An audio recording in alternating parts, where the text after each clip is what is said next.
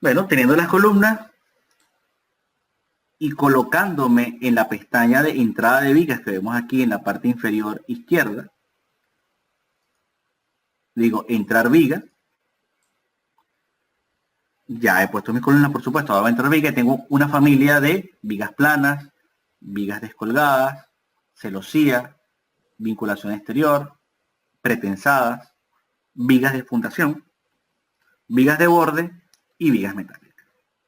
Dentro de toda esta familia utilizo la viga descolgada, que es la viga típica, y utilizo una viga descolgada rectangular. Ancho 40 centímetros, altura 50 centímetros. Y simplemente lo que hago es unir. Voy uniendo estas vigas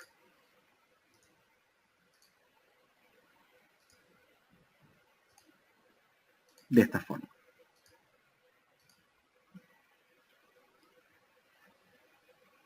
Este signo de interrogación que se va generando allí es porque una vez que encierro un elemento, digamos que se encierra entre cuatro vigas un espacio, allí se supone que habrá una losa y el programa me pregunta qué va a haber allí.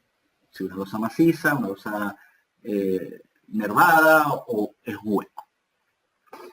Entonces, sería muy sencillo definir aquí la losa, pero antes voy a establecer el volado. Por lo tanto, yo quiero generar aquí un volado de 1,50 m. Le digo viga, prolongar viga, y aquí le digo que voy a prolongar la viga un tamaño de 1,50 m, la viga que es prolongada, la viga que toque. Fíjense que es muy sencillo. Y ahora, si pudiera agregar, por ejemplo, la losa. En el caso de la losa, incorporo una losa dentro de las opciones que hay. Voy a tomar una losa maciza y le voy a decir que es de 18 centímetros, paralelo a una viga. Lo que hago es tocar el paño y paralelo a la viga que toque se generará al menos una dirección de carga. Faltaría esta parte. Y lo que vamos a hacer es colocar una nueva viga, pero ahora la familia de vigas sería, por ejemplo, la viga de borde no estructural, que sería de 25 centímetros de ancho. Pero vale la pena también destacar que utilizamos dentro de estos comandos el movernos alineados a la izquierda. Fíjense la ventaja de alinearse a la izquierda, que es que cuando dibujo la viga, se dibuja hacia adentro, hacia la derecha. Entonces mantiene el borde exterior a la misma longitud que yo había colocado el volado. Y por tanto ahora la losa, que sería igual a la que había hecho, sería así. Como lo vemos en 3D, tenemos ya el primer nivel. Es muy sencillo. Ya tenemos el primer nivel. Bien. Entonces ahora lo haría en el segundo nivel y en el tercer nivel. Los 350 metros están hasta la parte superior, o sea, digamos, está hasta la parte superior de las vigas. Es decir, estaría hasta el tope de la viga, o sea, estaría enrasado tanto el tope de la viga como el tope de la losa, como es realmente una edificación. Lo típico, ¿no? Estas dimensiones de la columna fueron en base a algo. Bueno, ya habían respondido, pero evidentemente eso me lleva a un tema de predimensionado. Fíjense algo interesante. Normalmente, las vigas, la altura de la viga, se selecciona en una relación de la luz entre 10 y la luz entre 12. ¿Bien? ¿Qué puede, digamos, afectar esta relación luz entre 10 y luz entre 12? Para cuando tenemos cargas muy elevadas, se suele utilizar la luz entre 10, o sea que para 6 metros hubiésemos tenido 60 centímetros. Pero para cargas que son moderadas, como es las cargas de esta estructura, podemos perfectamente llevarlo a la luz entre 12 como tope. Acá estamos utilizando 50 centímetros de alto en 6 metros. O sea que estamos básicamente como la luz entre 12. 50 centímetros es una altura bastante coherente para una luz de 6 metros. La inercia de la columna debería ser como mínimo, obviamente, la inercia de la viga. Si tenemos una viga de 40 por 50, la columna en su dimensión, digamos, paralela a la viga, al menos debería tener 50 centímetros. Sería lo ideal. Porque obviamente si tenemos una inercia de columna inferior a la inercia de viga, estaríamos propiciando un sistema de viga fuerte, columna débil, que sería contraproducente en el diseño sismo resistente. Entonces, tomando en cuenta que las dos vigas tienen 50 centímetros en cada dirección, es ideal que al menos tenga 50 centímetros la columna en cada dirección. Y eso nos lleva a la mínima dimensión que deberíamos tener de columnas para una edificación. ¿Estamos claros? Esto al final, por supuesto, cuando se hace el análisis y el diseño, se comprobaría si estas dimensiones están bien o no. Y si no lo están, se incrementarían.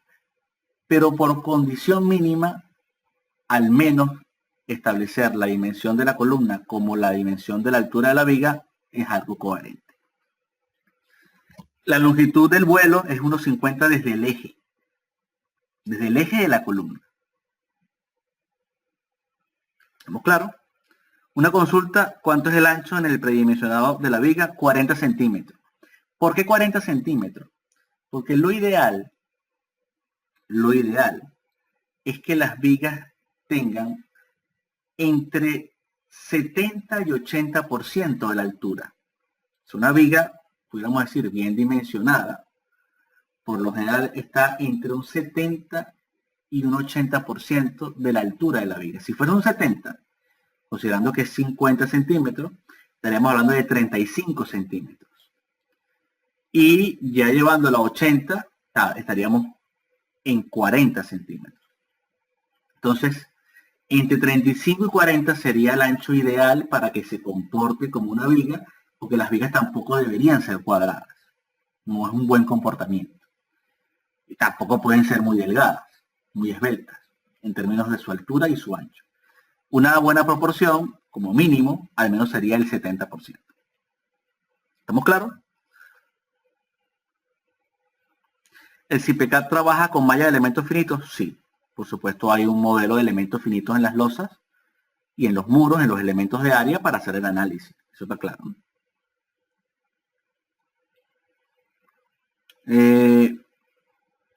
¿Cuál sería el predimensionado de ideal de la viga por esbeltez?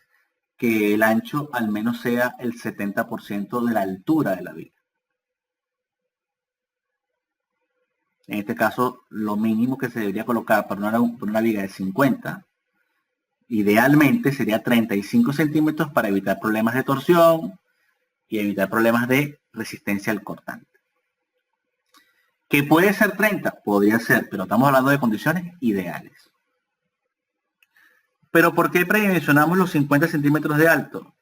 Bueno, es que la experiencia nos ha dado que cuando nos manejamos en la luz entre 12, en este caso, que sería 600 entre 12, que nos daría aproximadamente 50 centímetros, cuando tenemos esas dimensiones de viga, los aceros requeridos por flexión están en el orden correcto, se mantienen en una cantidad que es manejable a nivel de lo que sería la parte constructiva, y también obtendríamos secciones dúctiles.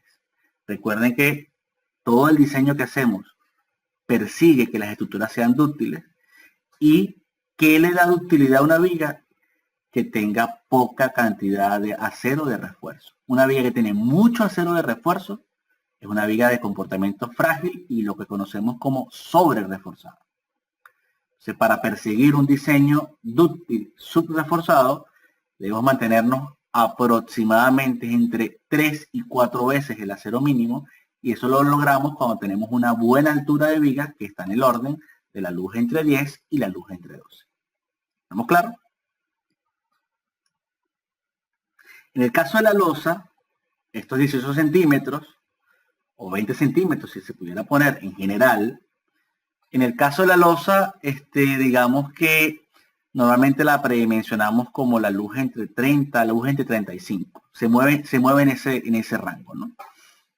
Si nos enfocamos, por ejemplo, en la luz entre 30, estaríamos hablando de que para 600 centímetros, entre 30 nos daría 20 centímetros. El menor valor podría ser ya entre 34 y 35, una losa de 17 centímetros más o menos. O sea que elegir 18 está en un promedio. Si vemos que la flecha no cumple o el acero que nos pide es muy elevado, subiríamos el espesor de 18 a 20 centímetros. Esto que les estoy diciendo está prácticamente en todas las normas. Si revisamos el ACI 318, si revisamos la norma NCR10, la norma peruana, la venezolana, todos porque son lineamientos muy genéricos. Y son producto también de muchos años de experiencia haciendo proyectos. Evidentemente es un valor agregado importante.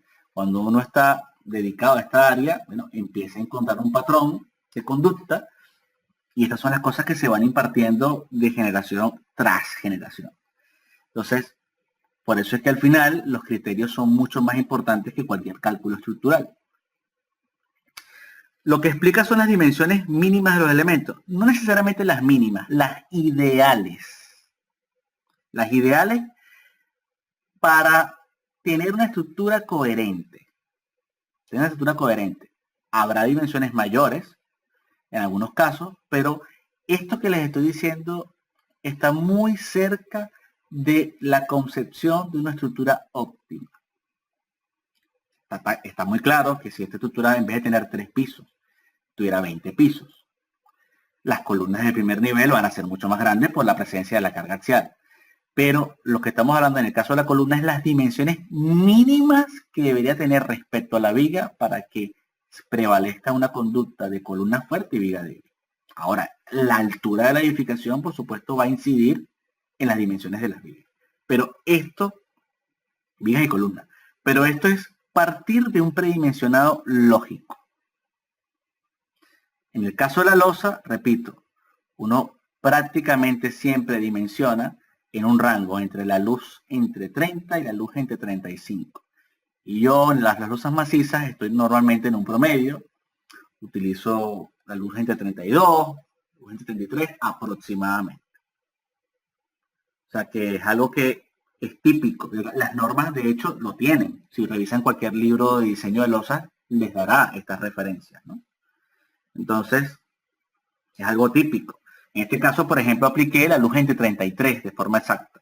Si ustedes dividen 600 entre 33 da 18. Y cuando corremos la estructura, vemos que hay alguna lógica. Es diferente, está predimensionado si estuviésemos hablando de losas nervadas, de losas reticulares, que son nervios en 2 direcciones. Al final, esto está enfocado, en este caso, a losas macizas. No es igual a otro tipo de losas. Estamos hablando, por supuesto, de losas de concreto armado.